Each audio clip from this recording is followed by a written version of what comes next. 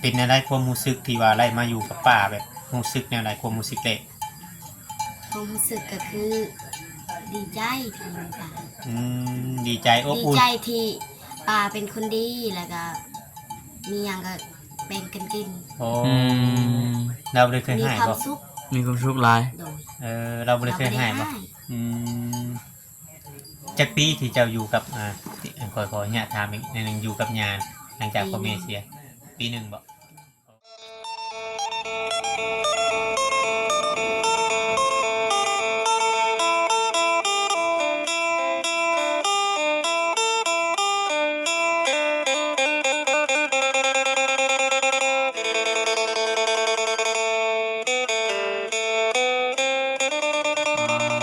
รอบคำรอบแรงเป็นแห้งขึ้นฟ้าเป็นแห้งแจ่มใสทำพี่น้องเนาะฝนหยุดฝนเช้าแล้วว่าฉันมาฮอดบ้านน้องดิลดาว่าฉันพี่น้องเนาะบ่เคยมาจากเทื่อบ่คำก็ได้พอดีว่ามื้อนี้ทางบ่จิตเพิ่นคือได้ยินข่าวว่ามีข่าวดีนี่แหละก็สิเข้าไปพร้อมกันกับบ่เวียงเพิ่นก่อนพี่น้องก่อนอื่นก็ทักทายสบายดีเด้อพี่น้องเด้อเนาะทักทายสบายดี FC กันเบิดสุขุสุคนมายังบ่เวียงมันก่อยบ่มันต่างมันโดยสบายดีโดยสบายดีสบายดีน้องเลยแค่อยู่เพื่อนคนเดียวบ่น้องเคยอยู่สวนมึงบอกเอาเนาะเห็นไหมเห็นคนหยุดปดว่าเอาครับ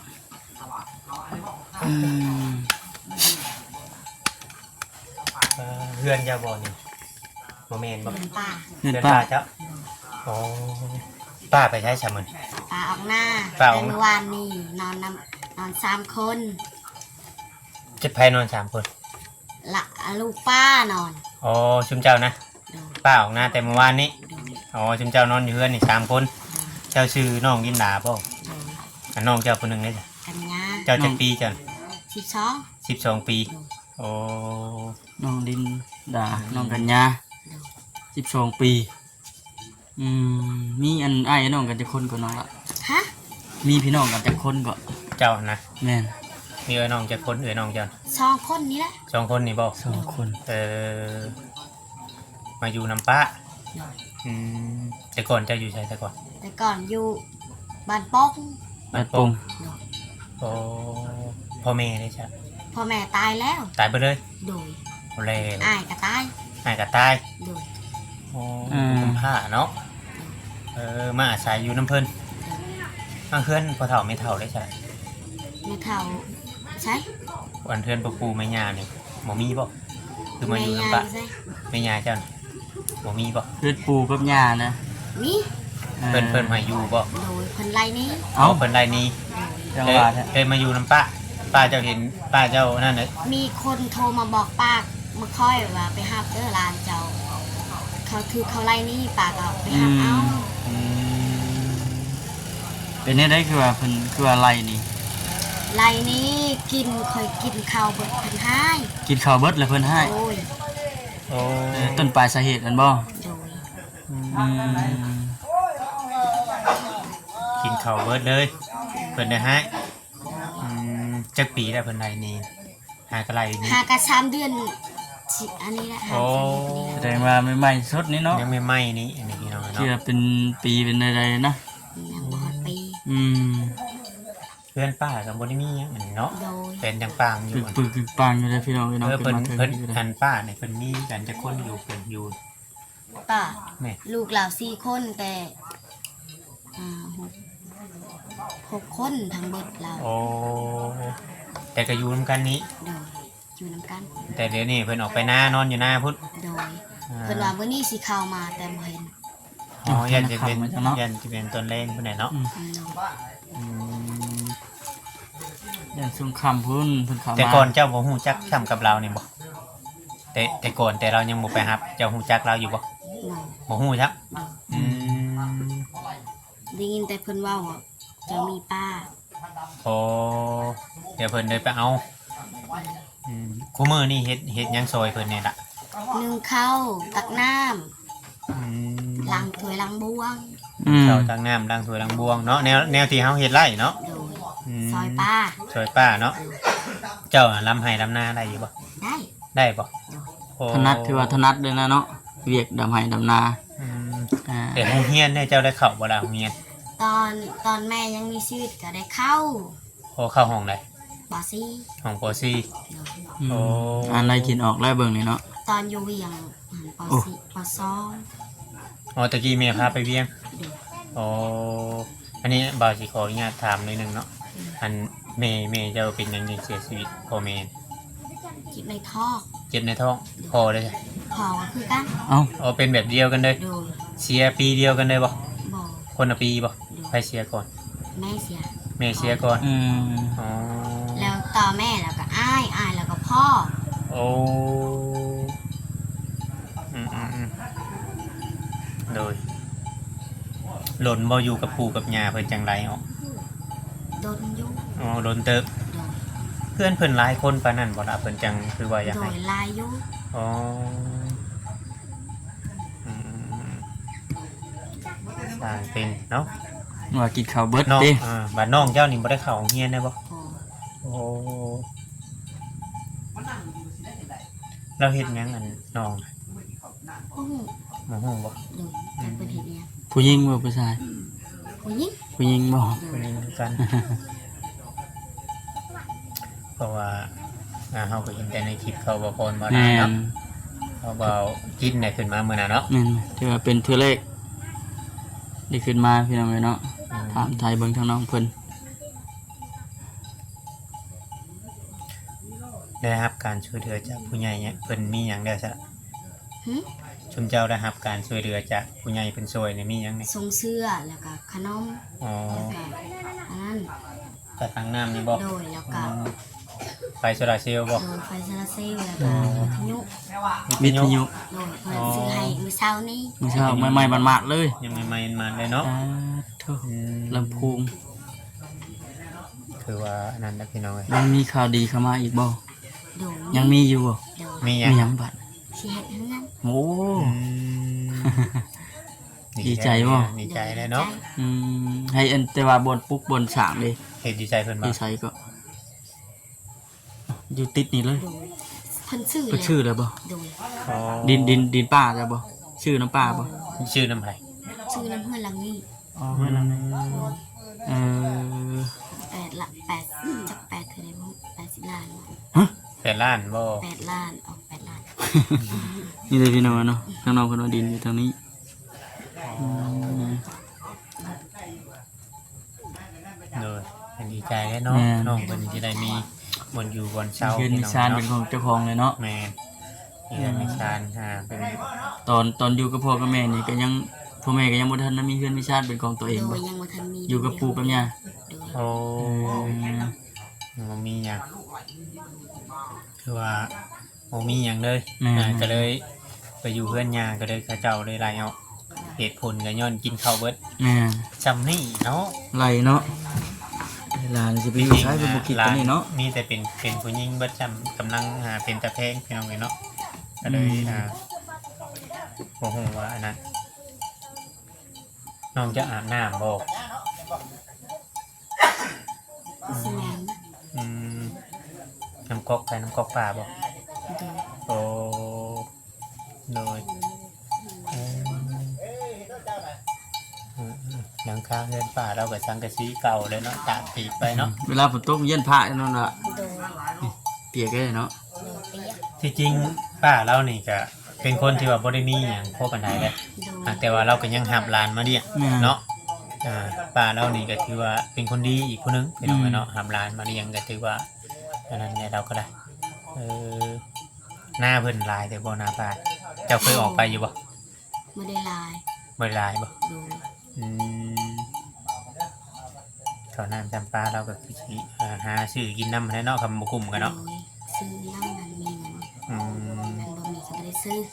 อืม พาน้องกินข้าวกินน้ำกับหยังมื้อนี้ล่ะจ้าพาน้องกินข้าว ตอนเช้าหันกินไก่ๆแต่ว่าตอนแรงยังบ่ทันกิน อ๋อตอนเที่ยงได้กินยัง บ่ได้กิน ยังบ่ได้ ทั กิน นกิน ยังบ่กิน บ่อยาก เป็นหยังคือบ่กิน ยังบ่หิว เอาแล้วเอาเรากินฮอด3เทื่อแล้วเนาะ สิเข้า4เทื่อบ่ คือ ได้ อดคืออดไหลแท้ล่ะ ยังบ่ทันหิวยังบ่ทันกิน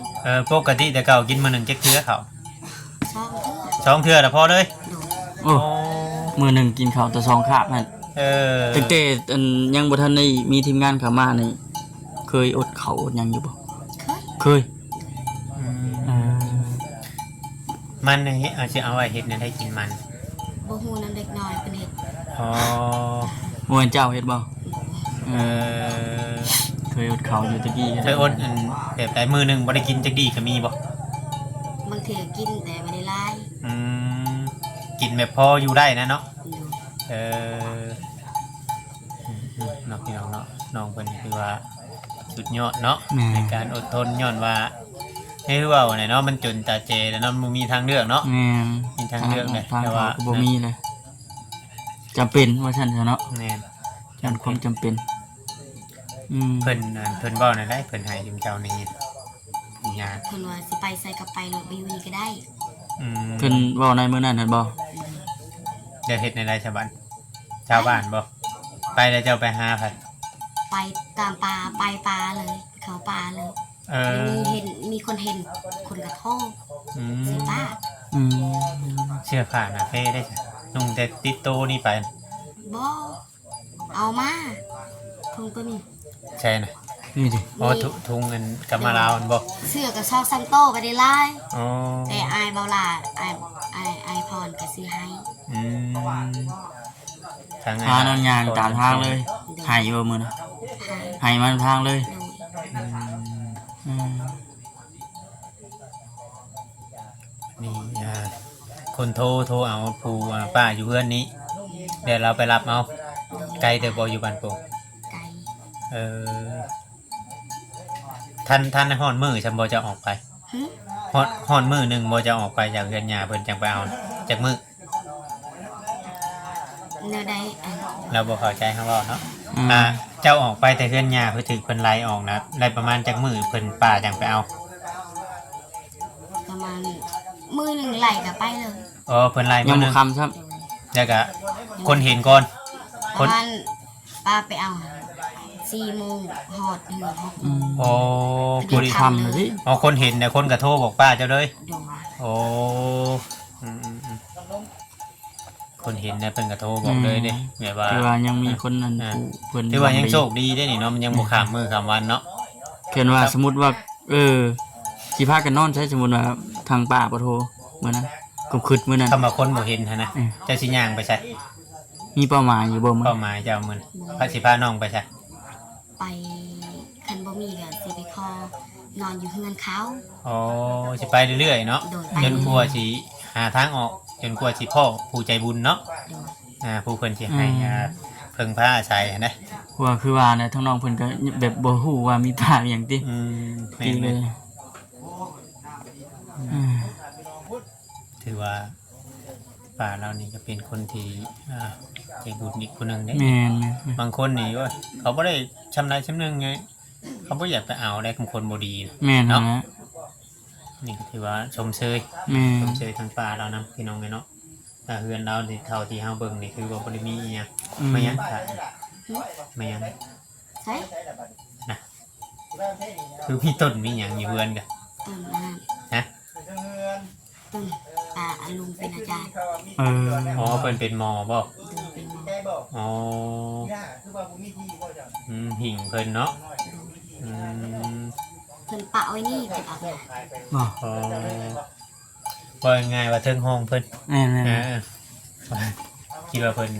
เฮ็ดอีหยังนะพี่น้องบอกง่ายๆว่าหิ่งพระหิ่งผีตามตามที่คลองบ้านเพิ่น ผิดบ้านเพิ่นอืม นี่แหละพี่น้องเอ้ยเพื่อนชานพาเพื่อนไปหยังเพิ่นก็ป้าจนเหียนจนหยังเนาะ ทางน้องเพิ่นสิขึ้นมาเอามาครับทางน้องเพิ่นขึ้นมาก่อน เอ้าขึ้นมา ขึ้นมาแล้ว เบิ่งอ่ะพาไปเลยคนนี้ก็แม่นบ่ เปลี่ยนบ่ ำน้องขอย น้องเจ้า ขึ้นมาแล้ว ขึ้นมาอืมพุดไปนั่งเอ้ยไป นั่งเอ้ยจัง อ๋อสบายดี สบายดีปะดุงก่อนน่ะบ่แม่เห็นไหมสบายดีปะดุง สบาย กล้อง ดีสบายดี อ่า ชื่อจังได อันนี้ ชื่อนางน้อย นางน้อย นางน้อย นี่ นางน้อยนี่ลูกของป้าบ่อ๋อ มี ผู้ แต่ นั้น มีแต่อันนึงนี่แหละเป็นผู้หญิงทั้ง แต่หันน่ะเป็น สาม ผู้ชาย คน ท่านเป็นผู้ชาย ผู้ เบิด ชาย อ๋อทั้งเบิดเรามีลูกอยู่4คนอืมน้องเจ้าชื่อจักปีเนาะ 7 ปี 7 ปีอ๋อ 7 ปียังบ่ทันได้เข้าห้องเรียนซั่นเนาะ อืมสีผิวนี่ต่างกันเด้อสีผิวนี่เนาะน้องสีขาวเอ้ยสีดำเนาะพี่น้องเนาะก็คือว่าทางน้องเพิ่นอยู่เพื่อนป้าก็ให้อยู่เพื่อนเนี่ยมากอะเพราะว่ายูทูบเบอร์เพิ่นมาถ่ายเนาะ แม่น เพราะว่ามีผู้รักผู้ใหญ่เห็นนะครับโอกาสนะครับการช่วยเหลือพี่น้องไปเนาะจากผู้รักผู้ใหญ่ความจุดประสงค์ของน้องก็มุ่งหน้าไปบ่ฮู้ว่าจิตกระกำลำบากที่ใช่เนาะในมือนั้นพี่น้องไปเนาะ เอื้อยังโชคดีอยู่ คือว่ายังโชคดีพี่น้องเนาะเลยตกพอกับทางป่าเพิ่นแล้วก็ทางสายบุญเข้ามาพ่อเจ้าว่าจะไปขายหยังมื้อนั้น หืม เคยเห็นในคลิปเจ้าจะไปขายอีหยังขายหน่อไม้บ่ ขายหน่อไม้ อ๋อย่างไปทางไหนอะย่าง ย่า พุ่น งอยู่ไปพุ่น โอ้ปกติกับไปขายเดืออยู่บ่ โดยขาย อืมปกติกับไปขายเดืออยู่เนาะไปหาหน่อไม้ ขายกับน้อง อ๋อเจ้าไปหาเองอืมได้มื้อเท่าไรไปหาหน่อไม้แต่เก่าล่ะ 10 นี่แหละ 10,000 โอ้ อืม น้ำไม่ไหลบ่ หูจักห เพิ่น น่อไม้ บ่จักน้ำไม่ไหลแล้วบ่เวียน อืม หน่อไม้ยังก็ขายว่าแต่เป็นหน่อไม้ โดย บ่ฮู้ชื่อเนอะ แต่ภาษาเราบ่ฮู้ บ่ฮู้ภาษาลาว เอาภาษาบ้านเจ้าห้องหน่อไม้เนี่ยง อาบักว่าเคยอาบังตะไว้ยัง อ๋อ อ่า ยังดีได้ยังเว่าภาษาลาวได้เนาะก็เว้าได้แต่ภาษาเราวเทิงนี่ยุ่งเลยนะนี่ จังหวะความสิทานเลยบ่คำก็ได้ เออเออ ภาษาลาวก็ตรงหูตรงหู บ่ฮู้แบบว่าบ่ฮู้วัดปานใด ฮู้แน่บ่ฮู้แน่เนาะ อืม ที่ว่าเดือนนี้เป็นเดือนที่3ที่มาอยู่นี่เนาะเดือนที่3พี่น้องเนาะเป็นอะไรความรู้สึกที่ว่าได้มาอยู่กับป้าแบบรู้สึกแนวไหนความรู้สึกเละ ความรู้สึกก็คือดีใจที่ป่า ดีใจอบ ดี อุ่น ใจที่ป่าเป็นคนดีแล้วก็มีอย่างก็เป็นกันกิน โอ้ อืม เราบ่ได้เคย มี ให้ ความ บ่ สุข มีความสุขหลาย โดย เราบ่ได้เคยให้บ่ อืมจากปีที่เจ้าอยู่กับ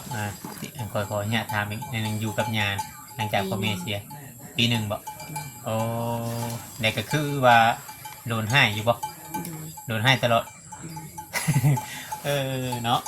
คือว่ามันแบบความแตกต่างกันเด็กพออะไรมาอยู่กับป้าเลยมีความสุขเลยแบบสบายเนาะถึงสิได้ไปหาน้ำหมกน้ำไม้คายหยังก็ โดย เฮาอยู่โดยที่บ่มีไผให้เนาะ อืม เดี๋ยวความอบอุ่น แม่น อบอุ่นจำพ่อแม่ผู้หนึ่งผู้เนี่ยเพิ่นเพื่อน้องกันยังน้อยแล้วก็มาครับได้รับโอกาส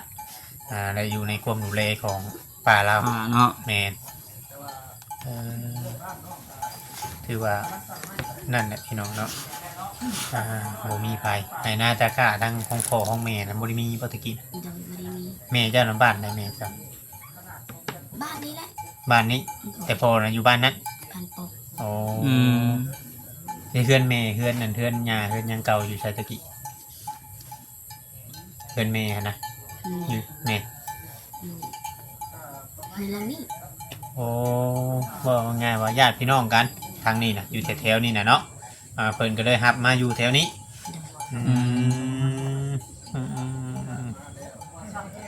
โดยพี่น้องไงเนาะทางเรื่องราวของน้องคนนี้ก็น่าสงสารพอสมควรเนาะถือว่าถ้าเราโบเจอคนที่ดีหรือว่าปล่อยโอกาสไปในมื้อนั้นถ้าโบโทรบอกทางป้าแล้วนี่ป้าเราก็สิบ่ได้ฮู้ได้ว่าหลานถึกไรนี่เนาะ อืม สิบ่ฮู้อีกพี่น้อง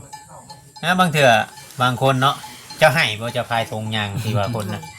ให้ ให้ทั้งเอ้ยทั้งน้องบ่ โดย เ ต่างทางมาเลย โดย อืมน้องนี่สิเว้าบ่ค่อยเก่งปานใดนี่เนาะ วาวเก่งคันเราอยู่คนเดียวคนเดียว บ่ อยู่แบบ3 คนแบบนี้เราบ่เว้าซ้ำ ละอาย บ่ ตอนอายเว้าน้อยมาทายหันอยู่คนเดียวจนอายเว้าน้อยจนเว้าบ่ทัน เราเก่งพูด อ๋อคำว่าเขาทายเดียวแบบมีแต่เรานั้นเราเว้าได้ โดย เอ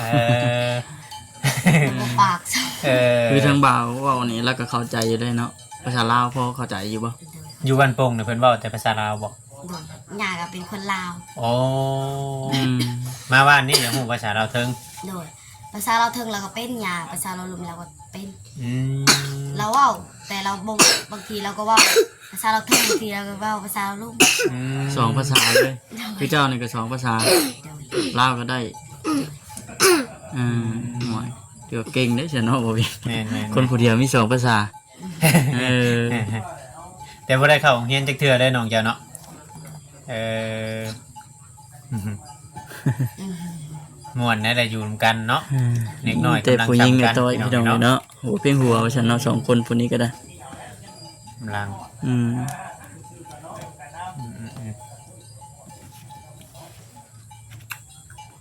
นี่พากันเข้ามาเยี่ยมมายามพี่น้องเนาะ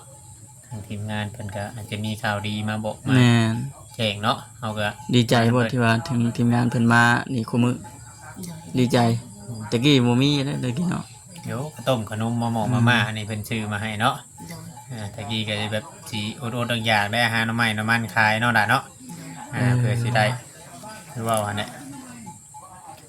ก็เลยอันมาหาโอกาสดีๆจนว่าจะได้บ้านได้เฮือนพี่น้องเนาะก็เฮาก็ยังบ่ฮู้รายละเอียดครับปานใดว่าอะไรซำใดเนาะว่าทางบ่พรบ่เป็นคนเฮ็ดเพื่อนเจ้าบ่พรบ่ ฮะ เพื่อนเจ้าบ่พรบ่สิเป็นคนเฮ็ด โดยเบาอายเบาพรอายเบาน้อยอายเบาลา สมทบกัน อืมเนาะ โดยสมทบกันพี่น้องเนาะ บางเทื่อเราบ่เข้าใจสิ่งที่เฮาเว้าเนาะ บ่ได้ อ่า ผู้เพิ่นเข้ามาเรื่อยก็เว้ากันจ้างเทื่อมันก็สิบ่คือกัน แม่น เนาะกับซุมเฮาเนาะอ่า บ่ติทั้งน้องเพิ่น แม่น เนาะ เห็นคนแปลกหน้าแปลกตามาตื่นบ่ตื่นบ่ บ่ย่านบ่ทับอิด ใจ ตกใจบ่ แต่ตอนทำอีพิกเจ้ามาเด้ความจริงก็ตกใจเลย เออ เคยเห็นบ่เบา ย่านบ่ บอ บ่ย่านแล้วบัดนี้เนาะ โดย คู่เลยเนาะ ห็แล้วตอนทำอีทัน อืม คือทางนั้นอ้ายๆเพิ่นนี่ ถ้ามาทำอีทันก็ตกใจคือกัน